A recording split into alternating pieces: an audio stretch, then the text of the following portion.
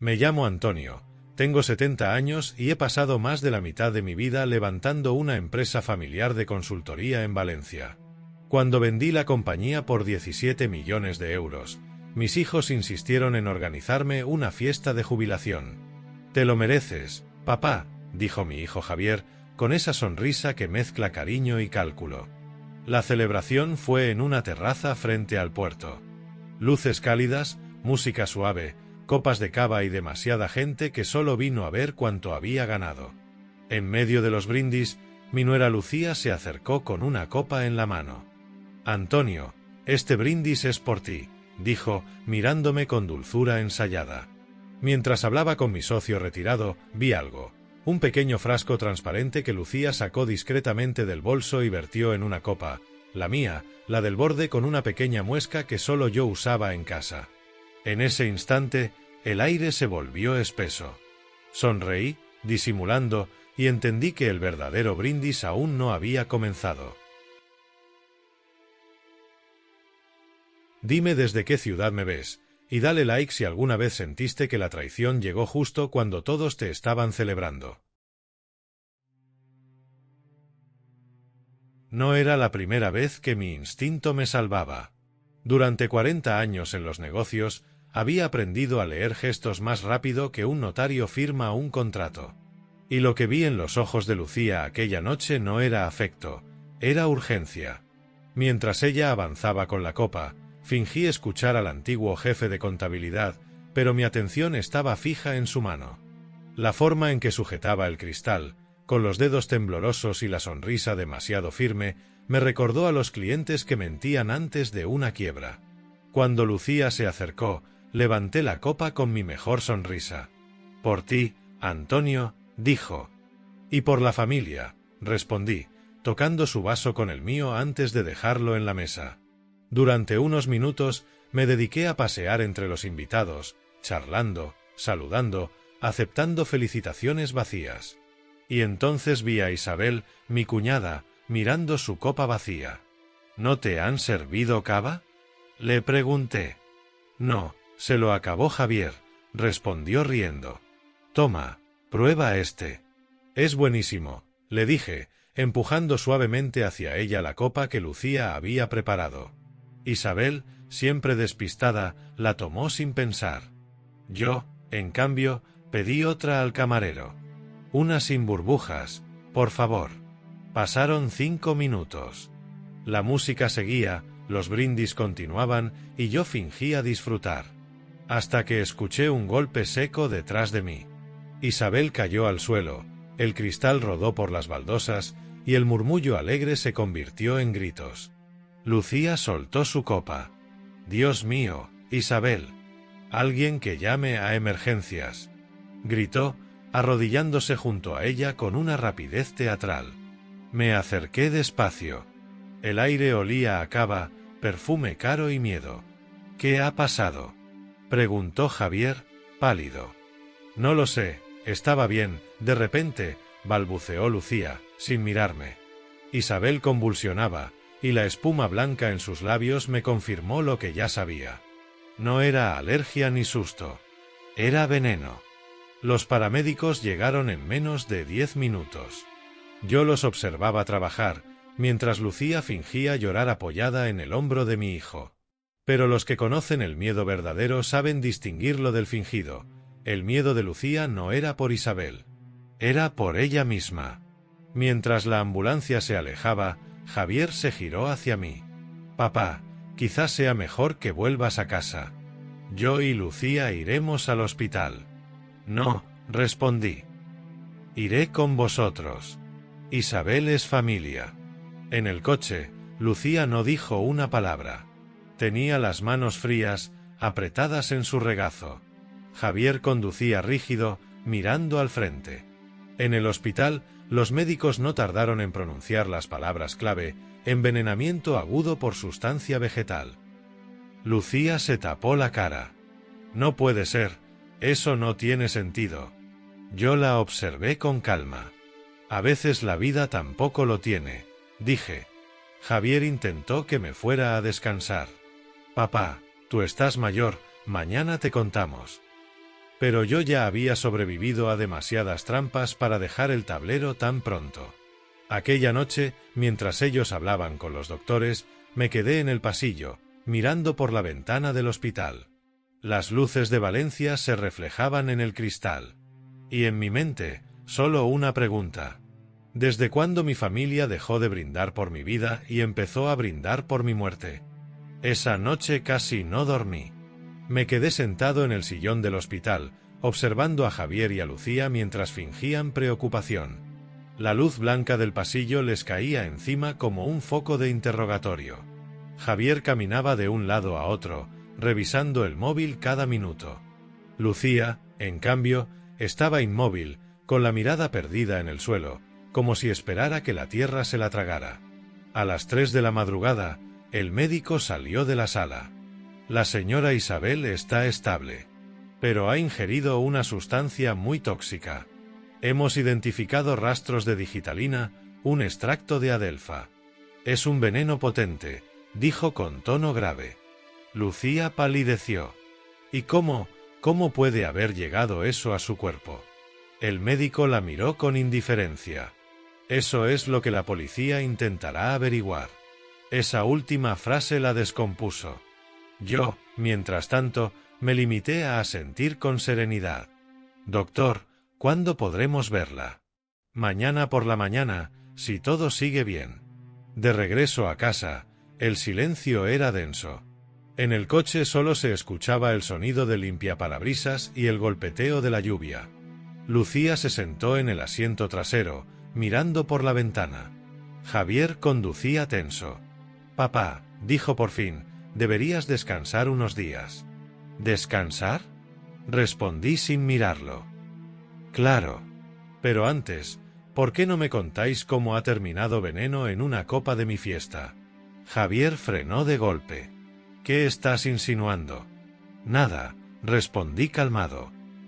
Solo que en mis años he aprendido que las coincidencias no existen. Lucía intervino con voz temblorosa. Antonio, por favor, esto ha sido un accidente. Tal vez el camarero. Lucía, la interrumpí, los camareros no cargan ampollas de digitalina en sus bolsillos. Ella me miró por el espejo retrovisor, con una mezcla de odio y miedo. No dijo más. Al llegar a casa, ellos subieron a su habitación en el piso de arriba, y yo me quedé solo en la cocina. Abrí una botella de vino y serví una copa. No para celebrar, sino para pensar. Encendí la luz tenue del comedor y mis ojos se detuvieron en la mesa. Las copas de cristal aún estaban allí, alineadas. La de la muesca seguía sin lavar. Me acerqué y observé el fondo del vaso. Un ligero residuo amarillento brillaba bajo la luz. Saqué mi móvil y llamé a Álvaro Gómez, un viejo amigo químico de la universidad. Álvaro, necesito un favor. ¿A estas horas, Antonio? Quiero que analices algo. Mañana te llevo una copa. Discreción absoluta. Colgué y apagué la luz. En ese momento supe que no era solo un intento fallido de asesinato. Era una declaración de guerra familiar. A la mañana siguiente, la policía apareció en el hospital para hacer preguntas. Me citaron también a mí. La agente, una mujer joven de rostro sereno, me pidió que relatara los hechos. Vi a mi nuera servir las copas, dije, mirando a Lucía. Y luego, minutos después, Isabel cayó al suelo. Lucía intentó mantener la compostura. Eso es una locura. ¿Está diciendo que yo? No digo nada, contesté. Solo repito lo que vi. La agente tomó notas y, con voz fría, le pidió a Lucía que no abandonara la ciudad hasta nuevo aviso. Javier protestó, pero no sirvió de nada. Cuando regresamos al coche, el rostro de mi hijo era una tormenta. Papá, ¿por qué hiciste eso? La estás acusando sin pruebas. Las pruebas llegarán, le respondí sin elevar la voz. Siempre llegan. Esa tarde llevé la copa al laboratorio de Álvaro, escondida en una caja de zapatos. ¿Qué buscas exactamente? Preguntó. Solo dime si tiene veneno. ¿Y cuál? Entendido. Te llamo mañana. Pasé el resto del día revisando mis cuentas, mis contratos, mis seguros. Empecé a entender la motivación. Javier y Lucía estaban ahogados en deudas. Habían hipotecado su casa en Campanar 3 veces y mantenían un nivel de vida que solo era posible con dinero ajeno. Yo les había ayudado muchas veces. Colegios, coche nuevo, incluso el negocio de Lucía, una tienda de joyas que no duró ni un año. Siempre decía tranquilos, para eso está la familia. Y quizá por eso creyeron que podían ir más lejos. A medianoche, mientras cenaba una sopa fría frente a la televisión, sonó mi teléfono. Era Álvaro. Antonio, tienes razón. En la copa había rastros de digitalina. Bastante concentrada. Gracias, dije, y colgué. Fui al despacho y abrí la caja fuerte. De dentro saqué mi testamento y lo dejé sobre la mesa. 30 páginas de promesas y herencias. Y de repente me di cuenta de que había sido demasiado generoso con quien no lo merecía. Tomé un bolígrafo y escribí en el margen: si sobrevivo a esto, mañana lo cambiaré todo. A la mañana siguiente, Javier bajó temprano, con aspecto cansado. Papá, tenemos que hablar. Lucía está destrozada. Dice que no soporta tus sospechas. Pobrecita, respondí. Le cuesta soportar muchas cosas. Papá, empezó, con tono de reproche. Tú mismo nos enseñaste que la confianza es la base de todo. Cierto. Pero también os enseñé que el respeto se gana, no se hereda. Su silencio fue respuesta suficiente. Mientras desayunábamos, supe que la batalla apenas empezaba. Ellos pensaban que podían manipularme, aislarme, incluso eliminarme. Pero olvidaban un detalle: a diferencia de ellos, yo sabía esperar. Y la paciencia, en los negocios y en la venganza, siempre paga intereses. El tercer día después del accidente, Valencia amaneció con un sol implacable. Yo ya había estado despierto desde antes del alba. El reloj del pasillo marcaba las 6 cuando terminé de revisar mis papeles. Ese día tenía una cita importante. Mi abogado, don Ernesto Llorens, un hombre que había manejado mi empresa durante 20 años y conocía mejor que nadie mis costumbres y mis miedos. En la oficina de Ernesto, el aire olía a cuero y café caro. Antonio, me saludó estrechándome la mano. Hacía tiempo que no te veía tan serio. Tampoco había tenido motivos hasta ahora, respondí, sacando de mi maletín la carpeta con el testamento. ¿Problemas familiares?, preguntó con ese tono neutro que usan los abogados cuando ya saben la respuesta. Asentí. Digamos que la sangre no siempre une, a veces envenena. Ernesto levantó las cejas. Eso suena literal. Lo es. Le conté todo: la fiesta, la copa, el frasco, Isabel, la ambulancia. No omití nada. Cuando terminé, él permaneció en silencio unos segundos. ¿Tienes pruebas? Una copa analizada por un químico. Contiene digitalina. Entonces tenemos más que sospechas. Abrió su libreta y empezó a escribir. Vamos a protegerte, Antonio. No podemos demostrar todavía quién vertió el veneno, pero podemos impedir que se beneficien de tu muerte. Durante 2 horas redactamos nuevas cláusulas. Mis propiedades en Javea, los fondos en Suiza, el piso de la calle Colón, todo pasaría a un fideicomiso con fines benéficos si mi fallecimiento ocurría en circunstancias sospechosas. Y Javier solo recibiría una renta modesta mensual. Lucía, nada. Ni un euro. Cuando firmé los documentos, Ernesto me miró con admiración. Eres más rápido que Hacienda. No es rapidez, Ernesto. Es supervivencia. Esa tarde, la policía me llamó para informar que Isabel seguía estable, aunque con secuelas leves. Dijo que recordaba haber bebido de mi copa. No mencionó a Lucía, al menos no todavía.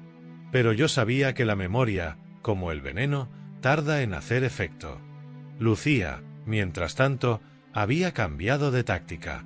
Me llamó con voz dulce, casi infantil. Antonio, siento tanto todo esto. No sé cómo mirarte después de lo que ha pasado. Haz lo que siempre haces, Lucía, le respondí, mírame sonriendo. Es lo que se te da mejor. Silencio. Luego colgó. 10 minutos después, Javier me escribió. Papá, deja de hacer las cosas más difíciles. Lucía está mal. Te pedimos un poco de comprensión. Comprensión. La palabra favorita de los culpables.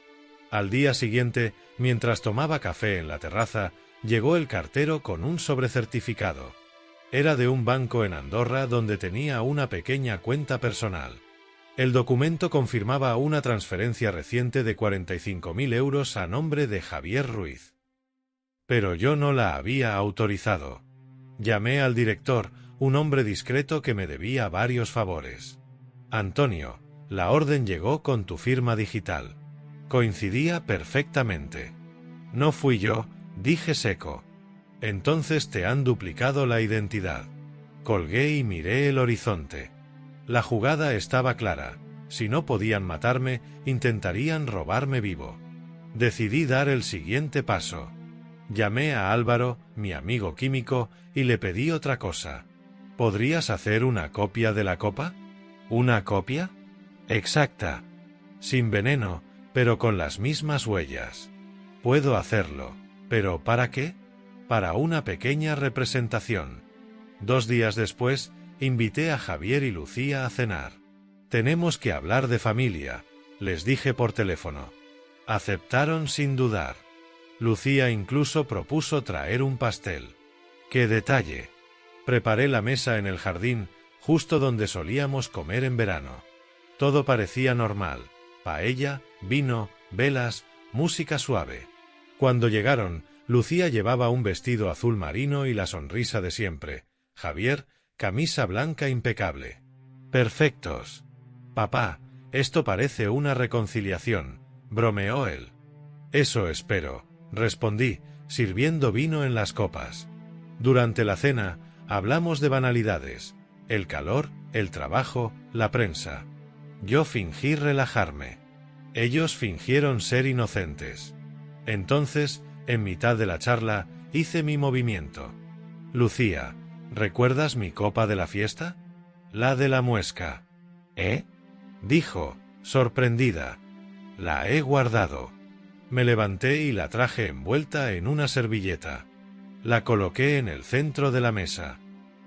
Pensé que quizás querías verla otra vez antes de que la entregue a la policía. Su rostro perdió todo color. Javier dejó el tenedor a medio camino. ¿Qué dices, papá? Digo que los análisis confirmaron lo que sospechaba. Veneno. Digitalina. Lucía se llevó la mano a la boca.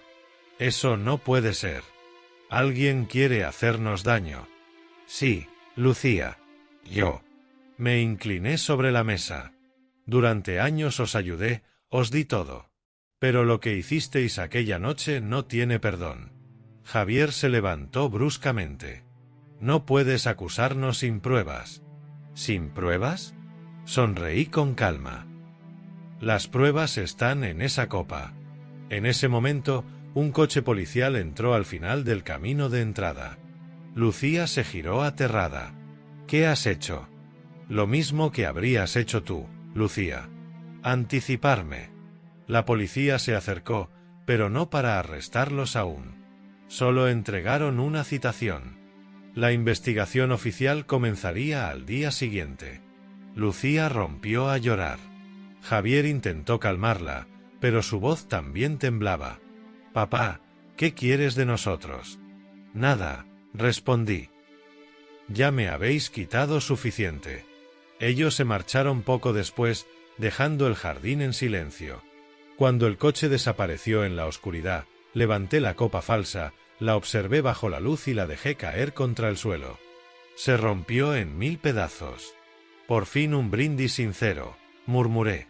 Esa noche, antes de dormir, anoté en mi diario.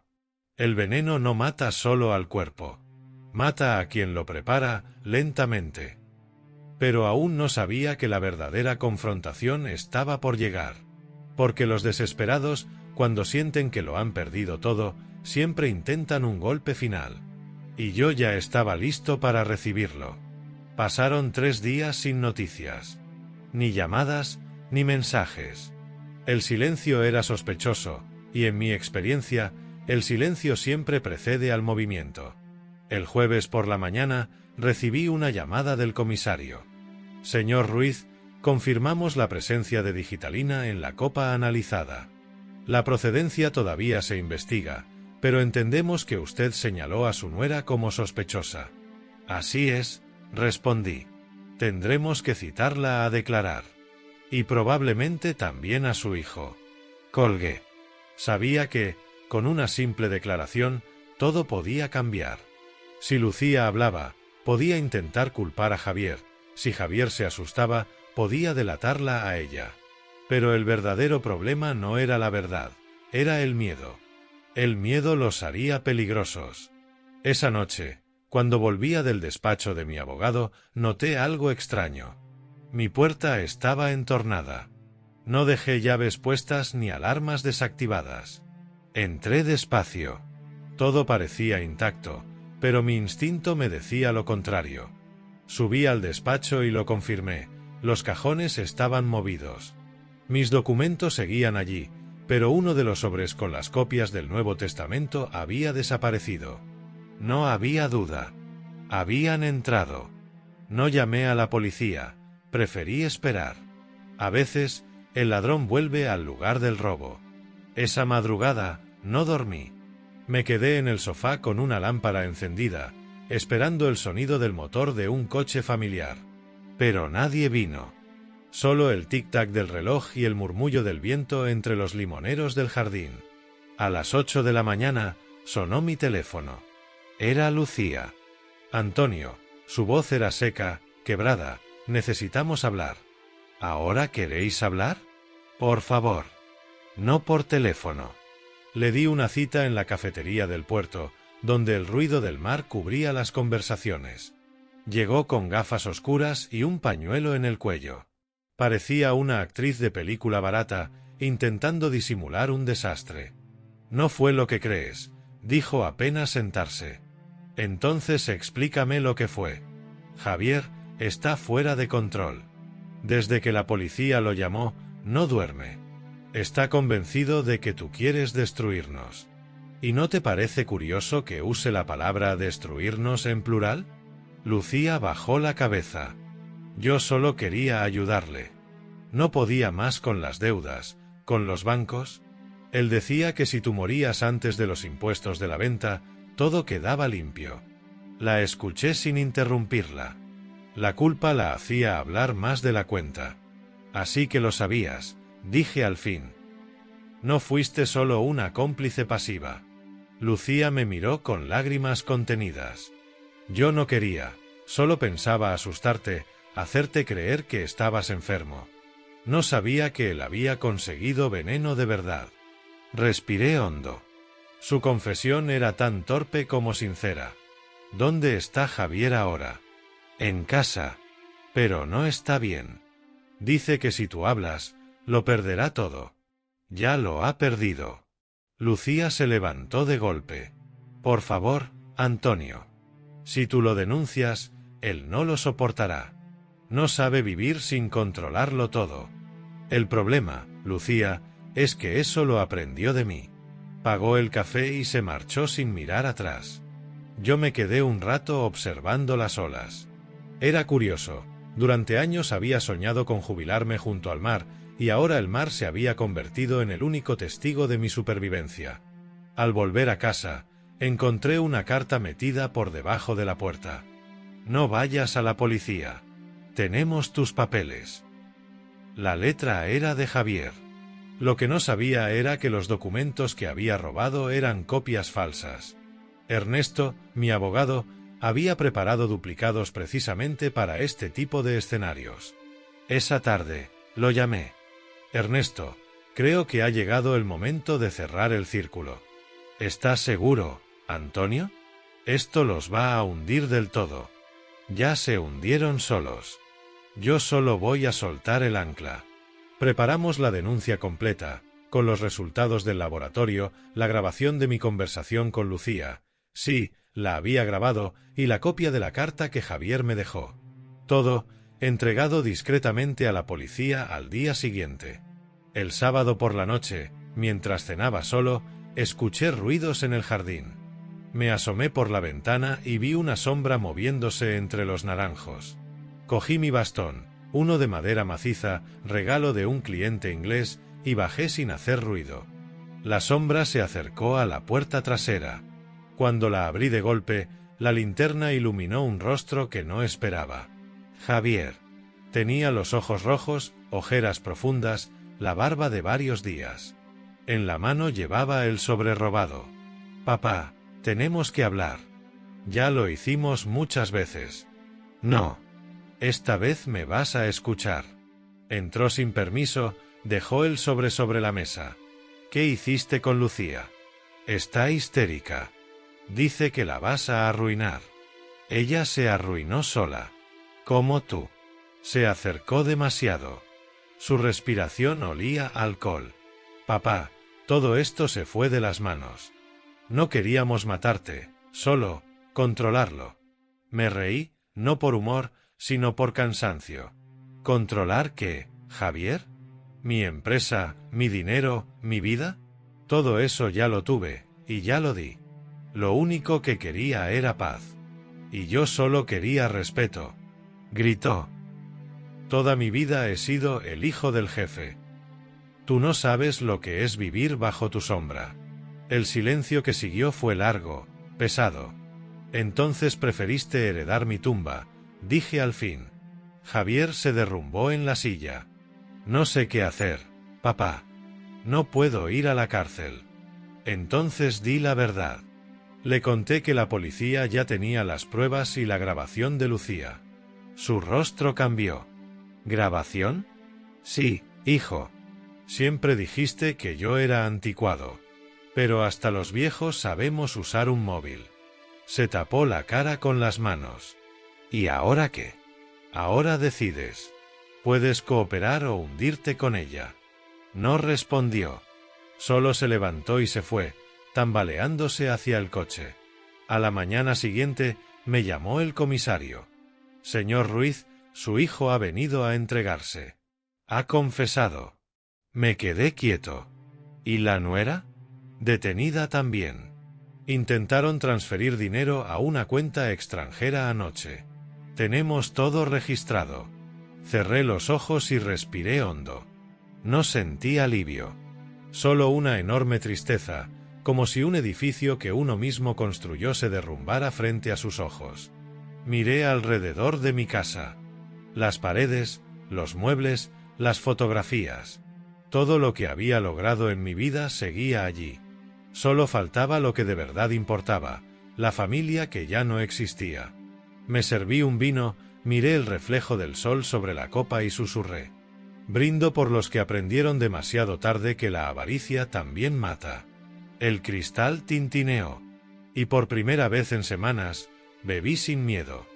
El juicio tardó 3 meses en comenzar, pero el verdadero proceso empezó mucho antes, en mi cabeza.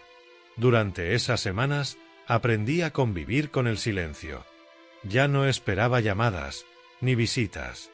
La casa, antes llena de voces y risas fingidas, ahora solo guardaba el eco de mi respiración y el canto de los pájaros al amanecer. Cada mañana caminaba hasta el puerto de Valencia, me sentaba frente al mar y pensaba en cómo un hombre puede construir imperios, pero fracasar en construir a su propia familia. El dinero, el éxito, los premios, nada de eso me protegió del veneno más peligroso, la ingratitud. El día del juicio, el tribunal estaba lleno. Periodistas, curiosos y rostros conocidos de mi antigua empresa. Lucía llegó escoltada, vestida de negro, el rostro maquillado como si todavía pudiera convencer al mundo de su inocencia. Javier, en cambio, parecía un fantasma. No levantó la mirada ni una sola vez. Yo me senté detrás del fiscal. No como víctima, sino como testigo. El fiscal comenzó exponiendo los hechos. El señor Antonio Ruiz fue víctima de un intento de homicidio premeditado, motivado por intereses económicos. Su nuera, Lucía Martínez, vertió digitalina en su copa durante una fiesta de jubilación. El veneno fue consumido por error por otra invitada, la señora Isabel, que milagrosamente sobrevivió. Lucía se removió en su asiento. Fue un accidente, dijo con voz temblorosa. Un accidente con un veneno comprado en Internet bajo su nombre, respondió el fiscal mostrando los registros de la tarjeta de crédito.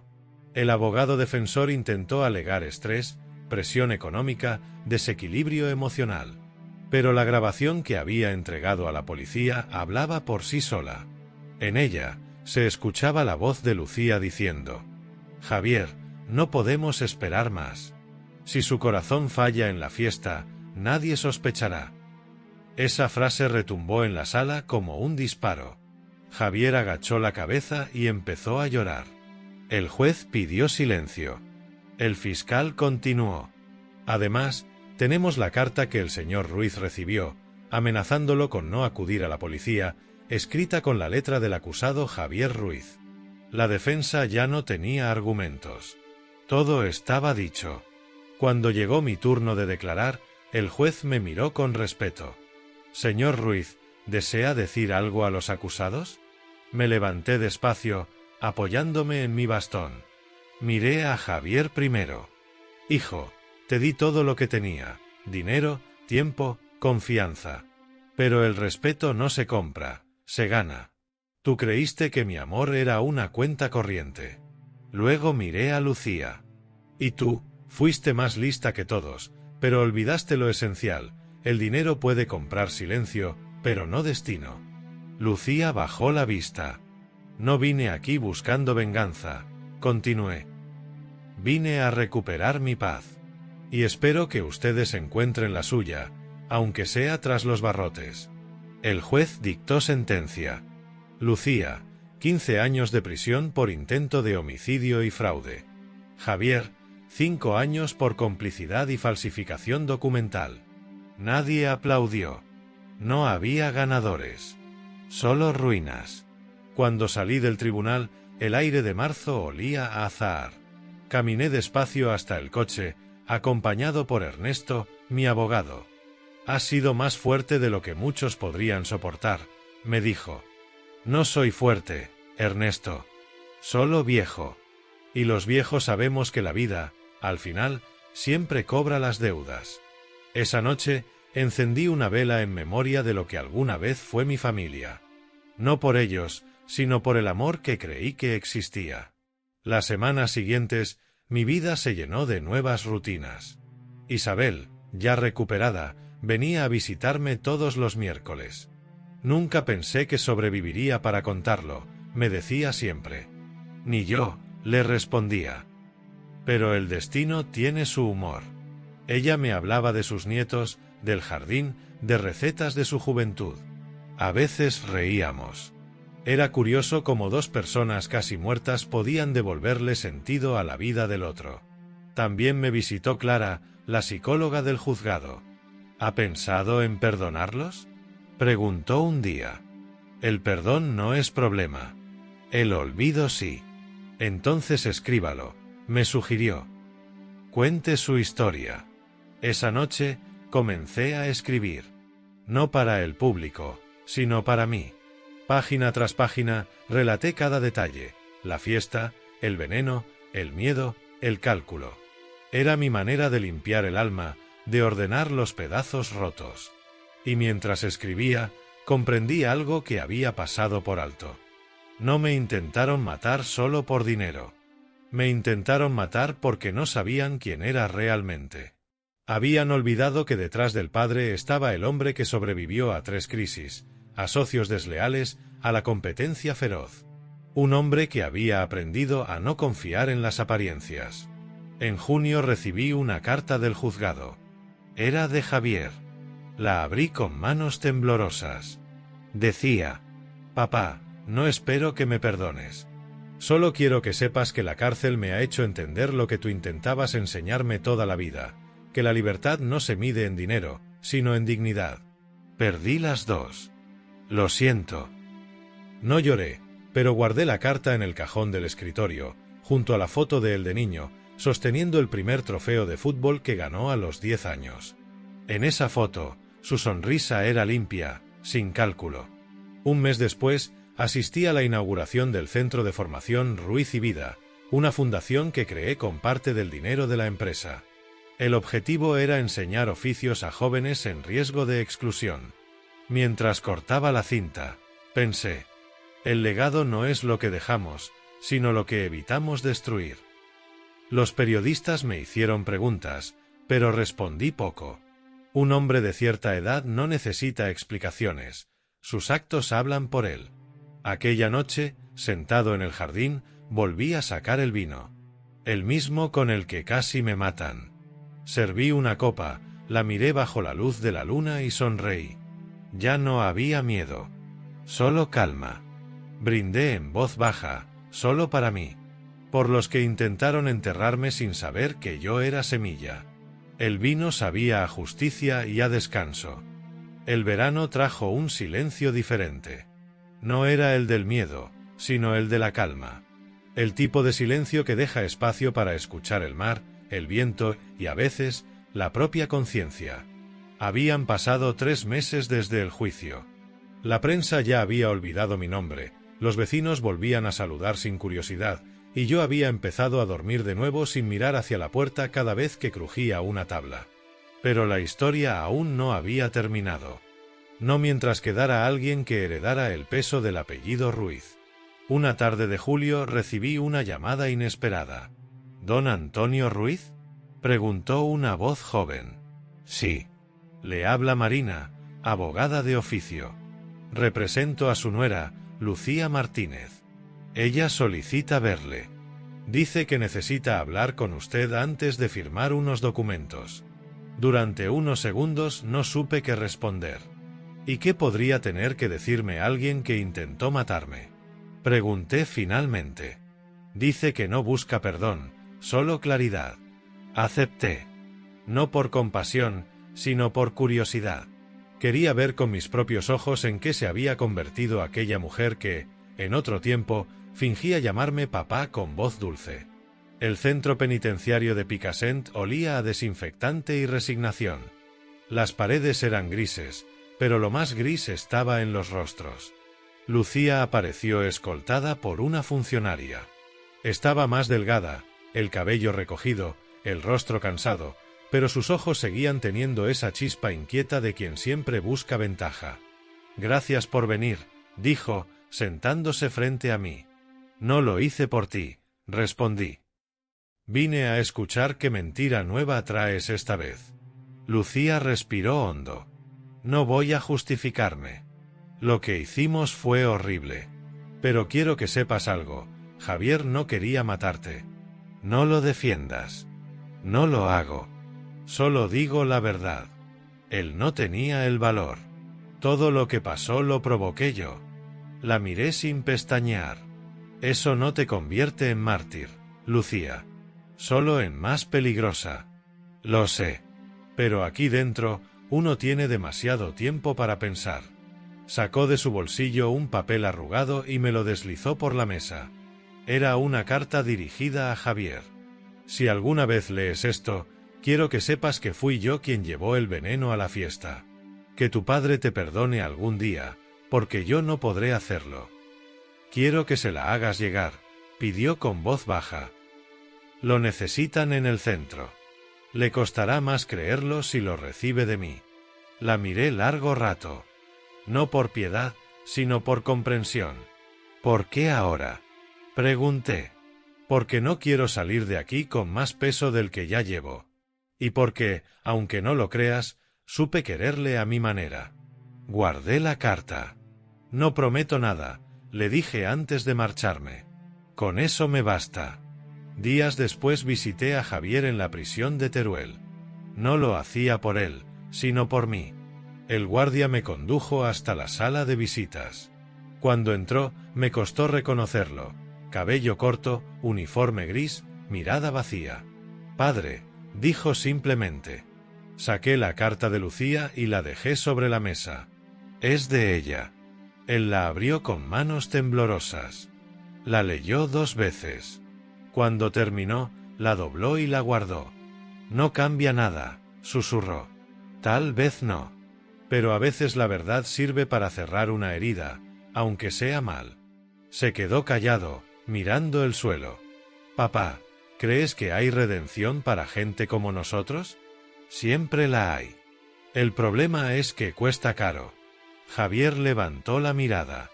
Estoy haciendo cursos aquí. Carpintería, soldadura. Me ayuda a no pensar. Sonreí levemente. La madera enseña paciencia. Quizás sea lo que te faltó. Hablamos casi una hora. No del pasado, sino del futuro. Por primera vez, no intentó justificarse. Antes de irme, le dije, cuando salgas, no vuelvas a buscar mi dinero. Búscate a ti mismo. Él asintió. Y, por un momento, vi en sus ojos algo que creí perdido, el hijo que alguna vez fue. De regreso a casa, me encontré con algo que no esperaba, una carta en el buzón, con letra femenina. Era de Isabel, la cuñada que había bebido el veneno aquella noche. Antonio, la vida me ha enseñado que a veces el destino nos envenena para salvarnos. Si no fuera por lo que pasó, nunca habría conocido quién eres realmente. Gracias por no dejarme morir. La releí 3 veces. Aquellas palabras, simples pero sinceras, me conmovieron más que cualquier disculpa de mi propia sangre. Esa noche la invité a cenar. Brindemos, Isabel, dije, sirviendo vino. ¿Por qué?, preguntó sonriendo. Por los que aprendieron a vivir después de morir un poco. Los meses siguientes me dediqué por completo a la Fundación Ruiz y Vida. Inauguramos un nuevo taller de formación en Albacete y otro en Castellón. Cada vez que un joven encontraba empleo gracias a nuestros cursos, sentía que algo dentro de mí sanaba. Una mañana, mientras revisaba papeles en el despacho de la fundación, entró Elena, una voluntaria. Don Antonio, hay una chica que pregunta por usted. Dice que es su nieta. Me quedé paralizado. Laura, la hija de Javier y Lucía. No la veía desde hacía casi 4 años. Cuando entró, ya no era una niña. Tenía 19 años, el cabello castaño y los mismos ojos que su padre, pero sin la sombra de la culpa. Abuelo, dijo, con voz temblorosa. No vengo por dinero. Eso ya lo imaginaba, respondí sonriendo. Si fueras como tus padres, habrías llegado con abogado. Ella rió nerviosa. Solo quería verte. Quería entender. En casa nunca me contaron la verdad. La verdad es simple, Laura. La avaricia no solo roba dinero, roba amor. Y a mí me lo robaron durante años. Nos sentamos a hablar. Me contó que estudiaba psicología en Valencia y que trabajaba por las tardes. Quiero ayudar a personas mayores, dijo. Mi madre decía que los ancianos solo sirven para estorbar, pero yo no lo creo. La miré con ternura. Tu madre se equivocó muchas veces, pero tú puedes corregir su historia. Antes de irse, me abrazó. Abuelo, si algún día escribes tu historia, prométeme que pondrás el final tú. No dejes que otros lo hagan por ti. Prometido. Aquella noche, al volver a casa, me senté en mi escritorio y abrí el cuaderno donde había estado escribiendo desde el principio. En la última página, escribí: el veneno que intentaron darme no mató mi cuerpo, pero sí mi ingenuidad. A veces, para sobrevivir, hay que aceptar que el amor también puede pudrirse. Pero incluso de la podredumbre nacen flores nuevas. Cerré el cuaderno, lo guardé junto a la carta de Javier y la de Isabel. Y, por primera vez, no sentí rencor. Solo gratitud por seguir vivo, por tener tiempo para ver cómo el sol caía sobre Valencia, tiñendo el cielo de naranja. Salí al jardín, miré el horizonte y brindé una vez más, en silencio. No por venganza, no por justicia, sino por redención. El otoño llegó con el olor a madera húmeda y aire limpio. En el jardín, los limoneros volvían a florecer. Cada mañana me sentaba con mi café, mirando cómo el sol se filtraba entre las ramas. Después de todo lo ocurrido, La vida había vuelto a tener ritmo. No el de antes, el de la empresa, los viajes, los números, sino uno más lento, más humano. Laura venía a visitarme los fines de semana. Traía libros, preguntas, risas. Había algo en ella que me recordaba a lo que fui antes de endurecerme: curiosidad, nobleza y una fe terca en las personas. Me ayudaba con los talleres de la fundación, hablaba con los alumnos y siempre decía: mi abuelo me enseñó que lo perdido no siempre está muerto, a veces solo espera a que alguien lo repare. Y cada vez que la escuchaba, sentía que la historia, por fin, se cerraba bien. Un día de octubre recibí una carta del Ministerio de Justicia. Me concedían la medalla al mérito social por mi labor con la fundación. Cuando subí al escenario para recibirla, no pensé en los millones que había ganado, ni en los años que había sobrevivido al veneno. Pensé en algo más simple, en la copa rota del jardín, en aquel sonido que marcó el final de una vida y el comienzo de otra. Al terminar el acto, los periodistas me preguntaron: «Don Antonio, ¿qué mensaje quiere dejar después de todo lo vivido?» Sonreí. Que la maldad envejece más rápido que los cuerpos, y que un corazón en paz vive más años que cualquier fortuna. Esa noche, en casa, abrí una botella de vino, el mismo que se sirvió en mi fiesta de jubilación, pero de una cosecha nueva. Serví 2 copas, una para mí y otra para Carmen, mi esposa, cuya foto descansaba sobre el aparador. Al final, lo logramos, vieja, susurré. Sobreviví a los vivos.